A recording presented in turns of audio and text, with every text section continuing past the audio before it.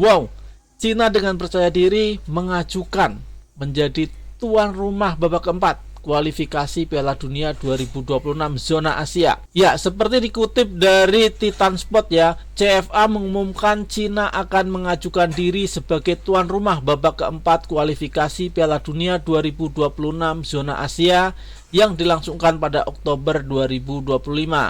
Tanggal 8, 11, dan 14 Oktober 2025. Tulis Titan Sport ya, seperti yang saya kutip dari okezone.com ya. Jadi Cina ini sudah mengajukan diri menjadi tuan rumah babak keempat ya, dan AFC sudah membuka ya pendaftaran siapa yang mau menjadi tuan rumah babak keempat kualifikasi Piala Dunia, dan akan ditutup pada tanggal 6 Mei. Dan Indonesia sepertinya tidak mengajukan ya, tapi Cina sudah mengajukan diri. Apakah pertanda ini Cina sangat serius ya, Cina percaya diri akan lolos, atau sebaliknya? Ya, mari kita lihat peraturan dari AFC. Ya, aturan dari AFC kalau belum dirubah ya, babak keempat akan diikuti oleh 6 tim ya, yang terdiri dari peringkat ketiga dan peringkat keempat dari masing-masing grup A, grup B, dan grup C. Dan 6 tim ini akan dibagi menjadi dua tim ya, masing-masing grup ada 3 tim dan akan bertanding sebanyak 2 kali atau round robin ya. Jadi bertemu 1 kali dengan lawan ya, jadi kalau isinya 3 berarti cuma bertanding 3 kali. Nah, yang menjadi juara grup akan lolos langsung ke Piala Dunia, dan yang menjadi runner up akan bertanding ya di playoff zona AFC atau playoff zona Asia, dan yang menang nanti akan lanjut ke playoff zona konfederasi, dan yang menang nanti akan lolos ke Piala Dunia. Namun ya, untuk tempat, mengapa Indonesia tidak mengajukan diri? Karena Indonesia yakin lolos. Kita lihat peraturannya adalah babak keempat ini diselenggarakan di tempat netral.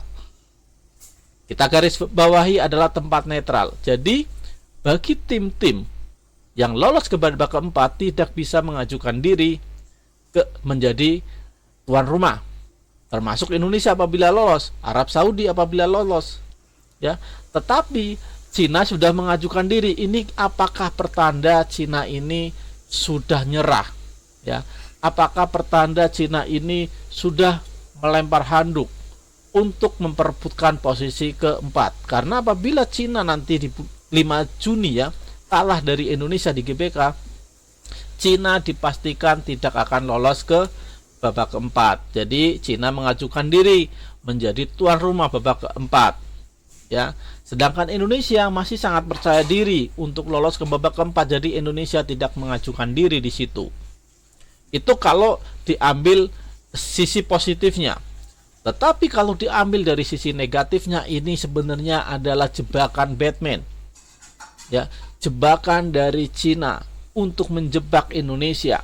Mereka seakan-akan sudah nyerah, tetapi nanti mereka akan berjuang habis-habisan di tanggal 5 Juni untuk membuat Indonesia kewalahan.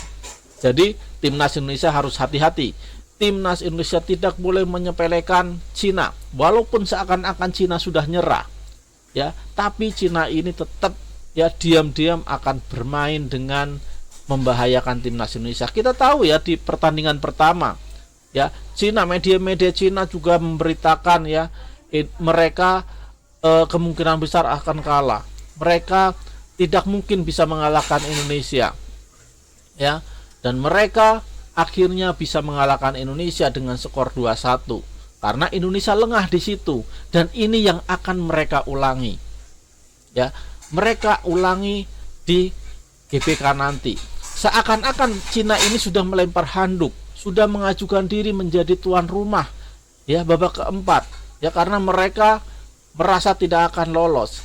Tetapi di balik itu semua, ini adalah psi war, ini adalah jebakan dari Cina ya untuk membuat timnas Indonesia lengah.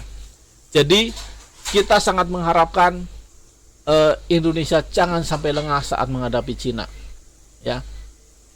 Cina memang taktiknya begitu, karena kalau misalkan nggak memakai taktik-taktik seperti itu, Cina kemungkinan besar akan kalah melawan Indonesia.